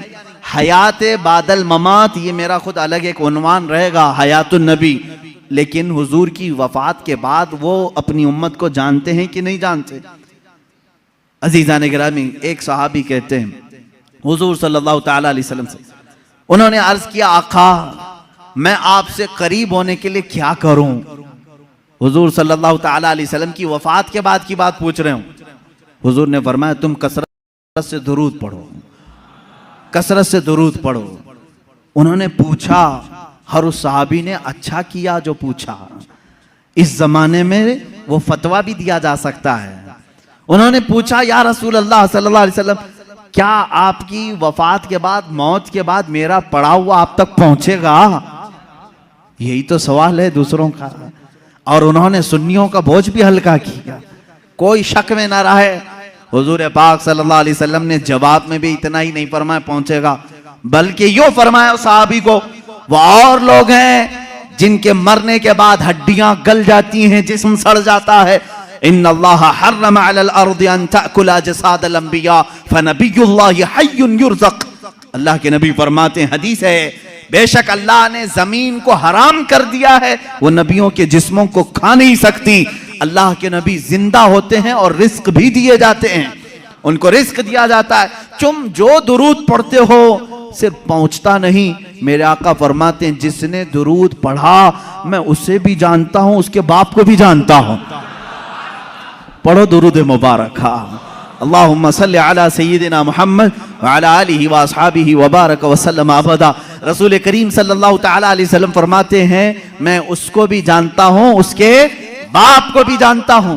गैब की खबरें रखने वाला वो रसूल कभी ये नहीं फरमाया कि मदीने से भेजेगा तो जानता हूँ, मक्के से भेजेगा तो जानता हूँ, मुतलक फरमाया अफ्रीका से भेजे, हिंदुस्तान से भेजे, पाकिस्तान से भेजे, जहां से भी भेजे, चाहे उसके बाप का नाम जैसा भी हो, लेकिन मेरे आका ने फरमाया मैं उसको भी जानता हूँ, उसके बाप को भी जानता हूँ। ऐ मुसलमानों, फख्र करो इस बात पर, कुर्बान जाओ इस बात पर। एक दरूद ऐसा है, एक इबादत ऐसी है, जब हम यहां पढ़ते हैं हमारे बाप का तज़किरा मदीने में हो रहा होता है। मेरे आका की जालियों के सामने हमारे बाप का नाम तक पहुंच जाता है। इससे बड़ी खुशकिस्मती तुम्हारी और क्या हो सकती है, जब नबी को फरिश्ता जाकर यह बता रहा हो, या रसूल अल्लाह, फलां का बेटा फलां अभी दुरूद पढ़ा है और आपकी बारगाह में पहुंचाया जा रहा है। फरिश्ते पहुंचाते हैं। बाज वो हैं, हुजूर फरमाते हैं, जिनके दुरूद को मैं खुद सुनता हूं। बाज वो हैं जिनके दुरूद को मैं खुद सुनता हूं, और बाज वो हैं जिनके दुरूद को अल्लाह के मलाइका फरिश्ते मुझ तक पहुंचाया करते हैं। ये कब तक पहुंचाते हैं इसकी भी कोई लिमिट नहीं, जब तक क़यामत ना आ जाए रसूल पाक हर उम्मती की खबर रखते हैं। मेरे अजीजों, ये अकीदा क्यों जरूरी है अब मैं आपको बता दूं।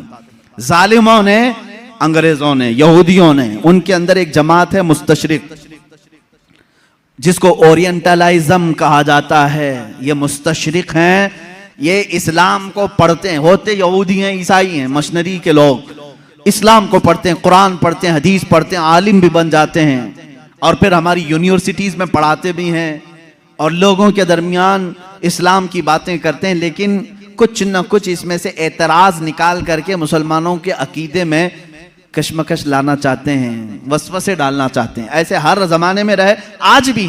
खुद मिस्र में जामिया काहिरा यूनिवर्सिटी का नाम है, काहिरा यूनिवर्सिटी, वहाँ पर आज भी वो यहूदी इस्लामी तालीमात पढ़ा रहे हैं, फ़िक़्ह इस्लामी पढ़ाते हैं। वो है नहीं मुसलमान, लेकिन इस्लामी तालीमात से खूब वाकिफ़ है। और उन्होंने, एक गोल्ड ज़हर नाम का शख्स था जो मुस्तशरिक है, उसने किताबें लिखी, वो हदीस भी और कुरान की तफसीर भी जानता था। हैरत होगी आपको, दुनिया की सबसे बड़ी डिक्शनरी हदीसों को तलाशने के लिए बड़ा मसला था कि कौन सी हदीस कहाँ है, बुखारी में है कि मुस्लिम में है, मिशकात में है, तिरमिजी में, अबू दाऊद में, नसाई में, इब्ने माजा में, हदीस की हज़ारों किताबें, कहाँ कौन सी हदीस मिलेगी। इसकी पहली डिक्शनरी जिन्होंने बनाया, अल-मुअजमुल मुफहरिस li अल्फाज़िल हदीस, ये तकरीबन 6 या 7 जिल्दों में किताब है, डिक्शनरी है। अलिफ से अगर हदीस शुरू होती है तो ये कहाँ कहाँ मिलेगी उसके साथ लिखा हुआ है। इस पर पूरी मेहनत किया 4 यहूदी आलिमों ने, वो मुसलमान नहीं। उनको क्यों इतनी फिक्र है, क्यों वो इतनी मेहनत कर रहे हैं? तफसीर पर लिखा है इन्होंने, इल्मे तफसीर पर किताबें लिखी हैं। मेरे अजीजों, मोहब्बत इस्लाम में नहीं, अदावत इस्लाम में लिखते हैं, और उसके बाद एतराज करते हैं खुद अपनी तरफ से, और मुसलमानों में छोड़ देते हैं। यहीं से जमातें बनती हैं, यहीं से जमातें बनती हैं। इनके जो शागिर्द हैं मुस्तशरिकीन के, वो मॉडर्न ख्याल बन करके मुसलमानों में आते हैं और नई नई बातें ले आते हैं। मोहम्मद बिन अब्दुल वहाब नजदी, जो सबसे पहले अपने नए अकायद को सऊदी अरब में पेश किया, इनके उस्ताद कौन कौन थे जरा आप मुझे बताओ, कहां कहां पढ़े थे, उस्ताद से मुतासिर होकर के आए। ऐसे मिस्र में भी बहुत सारे हैं जो जर्मनी में इस्लामी तालीमात पढ़ते रहे, इंग्लैंड में पढ़ते रहे, इस्लामिक डिपार्टमेंट के अंदर बहुत सारे मुदर्रिस इस्लाम पढ़ाने वाले यहूदी हैं, ईसाई। ये भी नहीं कि छुप करके, बल्कि वो जाहिर भी हैं, वो कहते भी हैं हम ईसाई हैं, हम यहूदी हैं, लेकिन इस्लाम को हम पढ़े हुए हैं एज ए नॉलेज, एक दिरासा के तौर पर। लेकिन उनका काम सिर्फ ये होता है कुछ ना कुछ वसवसा डालना, कुछ ना कुछ वसवसा डालना। ऐसे हजारों वसवसे उन्होंने डाले, लेकिन उलमाए रब्बानियीन की जमात हर जमाने में रही है जो दंदा शिकन उनका जवाब भी देती रही। सबसे पहले इनकार करने वाले हुजूर सल्लल्लाहु ताला अलैहि वसल्लम के हयात बादे वफात के लिए ये मुस्तशरिकीन ही थे।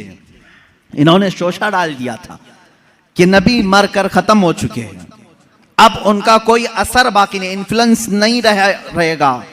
इस तरह की बातें उन्होंने लिखी, उनसे एडॉप्ट किया कुछ हमारी जमात के उलमा, वो बाद में अलग हो गए। हुजूर सल्लल्लाहु ताला अलैहि वसल्लम के इल्म के बारे में सबसे पहले यही मुस्तशरिकीन यहूदियों और ईसाइयों ने सवालात छोड़े, सबसे पहले इन्हीं की तरफ से एतराज आता है। कि रसूल पाक सल्लल्लाहु ताला अलैहि वसल्लम को कभी गशी आ जाती थी और इस आलम में वो कुछ ना कुछ बोल जाते थे, मुआज़ल्लाह रब्बिल आलमीन। इस तरह की नाज़ेबा तोहमतें उन्होंने हुजूर की ज़ात पर लगाई और कहा उनको इतना इल्म नहीं था फलां फलां चीज़ों का, वो अचानक बोल देते और लग जाती कुछ चीज़ें। इनसे अडॉप्ट करके कुछ उलमा आए। मेरे अजीज़ों, क्यों जानते हैं ये मेरे आका के इल्म गैब पर क्यों इस तरह की बातें करते हैं? सिर्फ इसलिए कि उम्मत के जहन में हुजूर का मर्तबा कम कर दिया जाए। आज तुम्हें डर किस बात का लगता है? नबी की शान में एक जुमला भी कहने से 1000 बार सोचते हो। अल्लाह के नबी हैं, उनके बारे में हम मजाक में भी कोई जुमला नहीं कह सकते, ईमान चला जाएगा। आज तक ये डर है या नहीं? आज तक ये डर है। लेकिन ये चाहते हैं कि उनको भी आम इंसान की तरह पेश कर दें, उनका भी मजाक हो सकता है। तो जब उम्मत मजाक को सहना पसंद कर लेगी तो समझ लो कि तुम्हारा रिश्ता खत्म हो गया, अब तुम्हारा इस्लाम ही खोखला हो गया। तुम नबी की हर बात को मजाक में भी ले सकते हो। अरे उन्होंने यूं ही कह दिया होगा, कभी बशरियत में ये भी बोलते थे, कभी वो भी बोलते थे, उनकी बातें ऐसी थी, मुआज़ल्लाह रब्बिल आलमीन। यहां आ जाती है बात सीधे तुम्हारे इस्लाम की जड़ों पर। इसलिए इसको इतना हल्का मत समझना। इल्म गैब पर डिस्कस करने वालों को मैं ये कहता हूं, ऐ नौजवानों, तुम्हारी ये फील्ड नहीं है, तुम्हारा ये मैदान नहीं है, मुनाजरे करना तुम्हारा काम नहीं है। बस इतना तुम अकीदा रखो, हम इस मसले में कोई गुफ्तगू नहीं करना चाहते। मेरे रसूल को इतना इल्म था जितना मेरे मौला ने दिया था। रब ताला जाने कितना दिया था, रसूल जाने कि कितना लिया था। बस इस पर तुम अपनी गुफ्तगू को खत्म कर देना। दूसरा, कोई भी शैतान तुम्हारे पास आए, मैसेज करे, रसूल को इस बात की खबर नहीं थी, रसूल को उस बात की खबर नहीं थी, तुम हर एक के डिबेट में मत बैठना। शैतान गुफ्तगू में लगा करके तुम्हारा ईमान सल्ब करना चाहता है, तुम्हारे ईमान पर डाका डालना चाहता है। शुरू में तुम डिफेंस में जवाब देते रहोगे और जब थक जाओगे तब सोचो कि मेरे भाई सही कह रहा है सामने वाला, मेरे पास तो कोई दलील ही नहीं, हमारे उलमा के पास भी कोई दलील ही नहीं। इमाम राजी के पास शैतान आकर के उनके खुदा का यकीन उनका मुतजलजल कर गया था। इमाम राजी वक्त के बड़े इमाम हैं। शैतान एक बुजुर्ग की शक्ल में आया और कहा, तुम अल्लाह को एक मानते हो, क्या दलील है तुम्हारे पास? उन्होंने दलील दी। दूसरा, उसने शैतान काट दिया, कहा ये तो नहीं हो सकता। दूसरी उन्होंने दलील दी, वो भी काट दिया। उन्होंने अल्लाह के एक होने पर 360 दलीलें दी। उनकी मौत का वक्त करीब था, 360 दलीलें दी। लेकिन बाद में उनके पीरो मुर्शिद नजमुद्दीन कुबरा रहमतुल्लाह ताला अलैह, उनकी मदद आई। उन्होंने कहा इमाम राजी को, ए राजी, तू उससे क्यों नहीं कहता कि मैं अपने खुदा को बगैर दलील के एक मानता हूं? बस इतना कह दे और दामन छुड़ा ले। फिर इमाम राजी ने कहा, एक वक्त ऐसा आ गया था राजी का, वो सोचने लग गए थे कि अल्लाह एक है भी कि नहीं है, एक है कि नहीं है, डगमगा दिया था शैतान। तब फिर पीरो मुर्शिद की निस्बत भी काम आई। कहा नहीं, इस बारे में मैं दलील ही नहीं देता, मैं मानता हूं अल्लाह एक है तो एक है। मैं यही आपको आज कहना चाहूंगा मेरे अजीज, तुम्हारा इल्म इतना नहीं कि हर शैतान से मुकाबला करो, हर डिबेट में तुम हिस्सा लो, ये तुम्हारी जिम्मेदारी नहीं। ये डिबेट करना, मुनाजरा करना, ये उलमा मुफ्तियान कराम मुनाजिरीन इस्लाम पर छोड़ दो। अल्लाह ने उस फील्ड के भी माहिरीन पैदा किए हैं, उस मैदान के मुजाहिद भी पैदा किए हैं जो मुखालिफीन का दांत तोड़ करके जवाब देते हैं। वो मौजूद है, वो उनकी अपनी फील्ड है। लेकिन हर ऐरा गैरा इसमें बाजी ले जाने की कोशिश में करेगा तो तुम्हारा घोड़ा कहीं का कहीं गिर जाएगा और तुम शहीद भी हो जाओगे, गिर जाओगे। अब यहां पर मेरे अजीजों, मेरी नसीहत सुन लो। इस तरह के डिबेट जब भी आए, मेरे रसूल को कितना इल्म था कितना नहीं था, तब इतना ही कहो, मेरा तो अकीदा इतना है, अल्लाह ने उनको बेहिसाब दिया था, जितना अल्लाह ने दिया था उतना उनके पास था। या अल्लाह जाने कितना दिया था, रसूल जाने कितना लिया था। इसी पर अपनी गुफ्तगू खत्म करो। रसूल करीम सल्लल्लाहु ताला अलैहि वसल्लम के इल्म गैब पर ज्यादा डिस्कस ना करो। इसके बाद इंशाअल्लाह और भी दीगर बहसें आएंगी। हुजूर बशर थे कि नूर थे, हुजूर हाजिर हैं कि नाजिर हैं कि नहीं हैं, हुजूर वफात के बाद जिंदा हैं या नहीं, हुजूर को कितने इख्तियारात थे, ये सब आज के मसाइल जो फैलाए हुए हैं किताबों में, मैं इंशाअल्लाह अज़ीज़ हर एक पर थोड़ी सी ही सही गुफ्तगू करने की सआदत जरूर हासिल करूंगा, इसलिए कि हमने रसूल माना है तो वो रसूल माना है जैसे सिद्दीक़ अकबर ने माना था।